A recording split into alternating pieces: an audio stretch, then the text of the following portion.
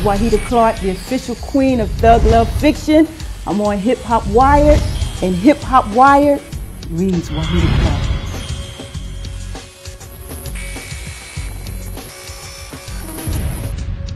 Wahida Clark. My name is Sha Stimuli. Sha. What's going on, my brother? How are you? you? I'm good.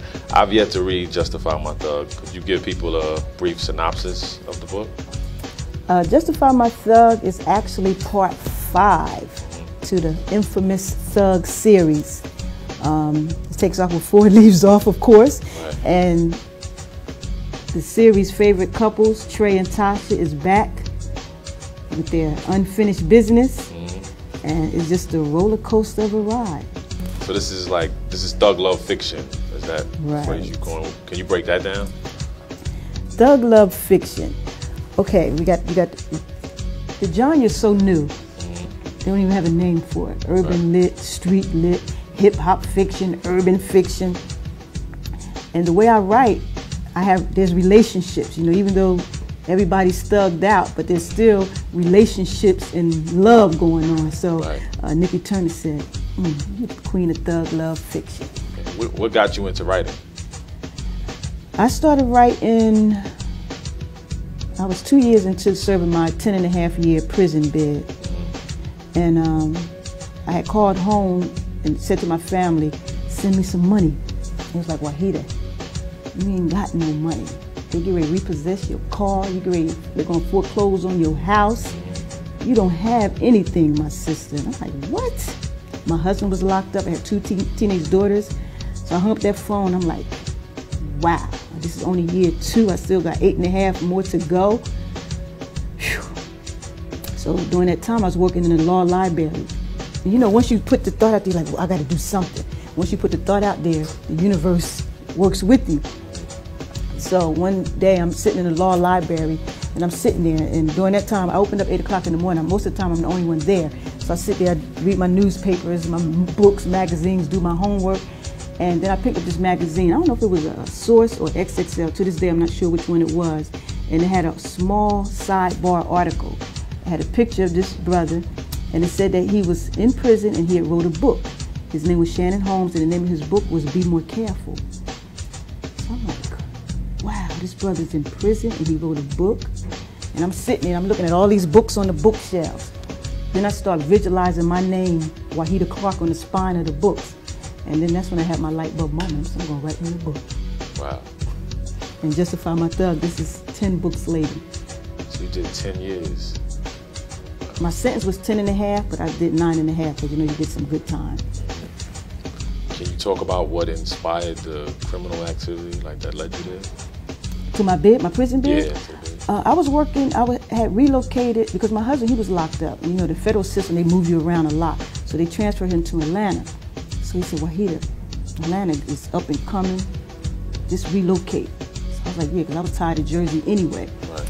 So I moved down to Atlanta, landed me a good job. And ironically, that's how I caught my prison bid. The company was a Bear Corporation. I was a top salesperson in this advertising firm, and I took my case to trial, and we lost. Mail fraud, money laundering, and wire fraud. That's what I served my bid for. So the whole company went down? The whole company. Wow. Whole company. Not everybody took it to trial, but what was that? 8 of us took it to trial. Everybody else, you know, they took the plea bargains. But yeah, the whole company went down. And you hooked up with Martha Stewart? Right, when I was at Artisan, you know, she had to come do her little 5.5 months, and I was already there, so. How'd that work out? How'd you connect with her? Small world, because my agent, while I was locked up, my agent, when I called home and they said, you know, of course it was all over the media, Martha's going to federal prison, then she's coming to Artisan. So I had called home and they said, yeah, Martha's coming here. And Mark, that's my agent, he said, he used to date her niece. So he said, Martha, come, tell her so-and-so and so-and-so. And he told Martha when she come on the compound to look me up, and you know, he had a message for me, so that's how that went down. Did that help you out, with your career? Well, I had my business plan for my publishing company. And right before she left, I showed her my business plan, and she graciously gave me some very good advice.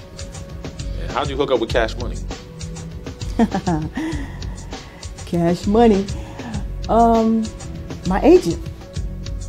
Okay, my contract was running out for the other publishing house. I said, Wahida, Cash Money, baby reads your books. They starting a publishing company. You should consider it. So he arranged a meeting. I met with Slim, and so I Slim, what are you going to do differently? So he said, wait. I said, this is going to be big. It's going to be worth my while. So he said, Wahida, it's going to be big. And of course, it was ironic because I'm at the point in my career where, the publishing companies basically the same thing. Cookie cutter promotions, cookie cutter publicity, they write the same stuff. I like to go to the next level. I felt stagnant anyway, so I said, okay, that huge Cash Money audience. Wahida Clark needs to be on to that Cash Money audience, and that Cash Money audience needs to be turned on to Wahida Clark, so I went for it. I know you've been through a lot. Is there anything that you would have done differently? Someone just asked me that, and I say it again, I wouldn't change anything. Not a day, not a minute, not a second, because if you change one thing, the whole dynamic, everything that changes everything. Everything I went through got me to where I am right now, so I wouldn't change anything.